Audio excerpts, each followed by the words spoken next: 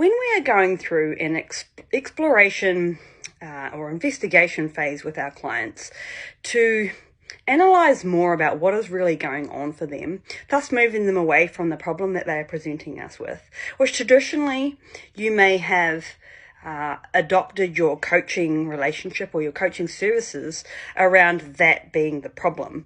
And we can use an example such as being overweight or having weight concerns of some kind. It might be sleep concerns, it might be food intolerance, any kinds of things. Always important to remember that that is what the client is presenting to us and is what is being triggered and manifesting in their current reality, which is a result of many layers of internal programming that has eventually evolved them to be where they're at right now, thus being stuck, trying several strategies to overcome this. And you as your coaching services may even be just another attempt to get on top of that.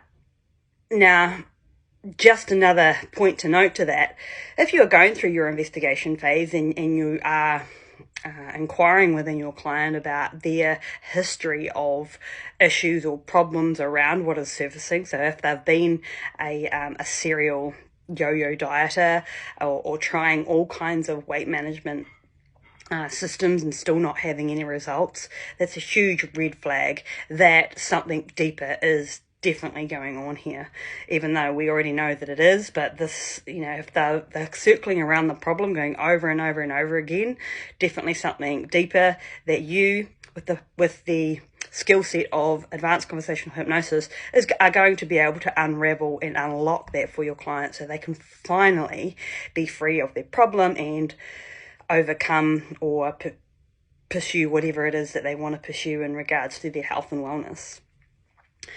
So as I was going back to before about this investigation phase, our role here is to move them as far away from the initial problem that they are presenting to us to gain a deeper perspective or a deeper analysis of what is going on for the client.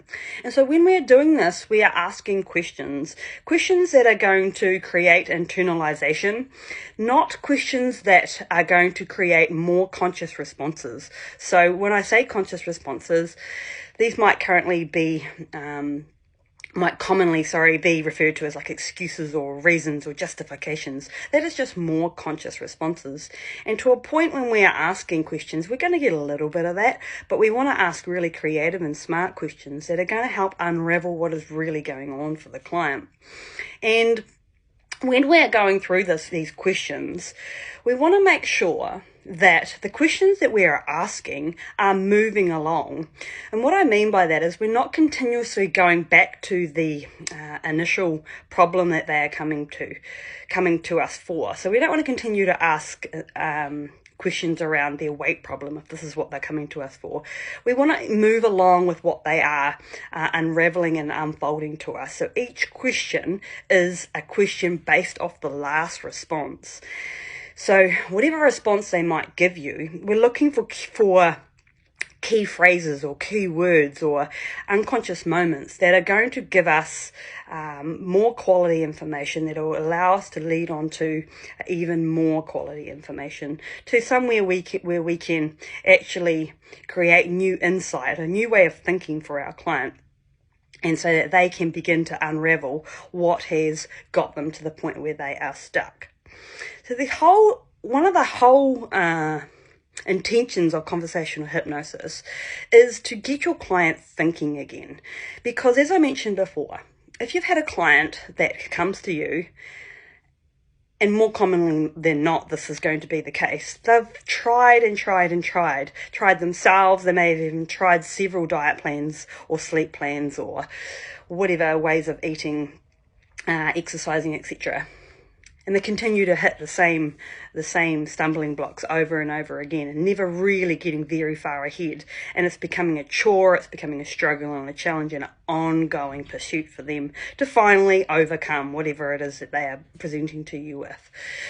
So And effectively, our thoughts become stuck at that point. So imagine, the neural pathways in the mind, and they're traveling around, and we get to a point where we're kind of stuck. And this is the wall in a metaphorical kind of way. This is the wall that breaks between the unconscious mind and the conscious mind, because the conscious mind cannot unlock what's going on in the unconscious mind. And so our self-thinking, our thought processes, and all the systems and strategies and techniques that we come up with, or we interpret from our reality or research or whatever, these are all conscious strategies. So they're staying here, and we constantly going in and we're hitting the wall and circling back into ourselves, or circling back into the problem. And it's not until we're able to break down that wall and discreetly or covertly move the conscious mind out of the way, that we can then begin to reveal more of the unconscious information, which is where all of that really quality information sits, that is going to unlock what's going on for your client at that deeper level. Now, this ultimately is called therapy.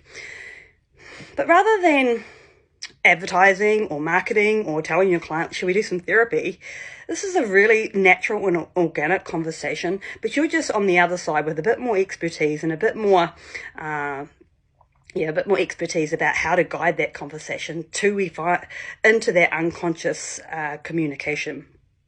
And before you know it, your client will be in that space of unconscious thinking and not realize what has actually happened. So organically, there is no resistance. Whereas often, if you were to say to your client or market to your client, let's do some therapy around this, they're probably more than likely going to put up an immediate resistance and back out of that as an option. Then that's just natural. That's what we do with the unconscious mind. The conscious mind, is there to protect us, to protect the unconscious information, and the unconscious mind is there to protect us and keep us safe. And all its own amazing ways of thinking, that is its way of keeping us safe. And it's not until we are able to get to that unconscious unconscious communication, that we're then able to somewhat negotiate with the unconscious mind to come up with new ways, new strategies, new ways of keeping you safe and protected. So if you're wanting to find out more about how this investigation phase works, how you can extract that quality information that's going to finally unravel and unlock what's going on for your client fast and effectively, you want to jump on board my advanced conversational hypnosis training coming up specifically for health and wellbeing coaches.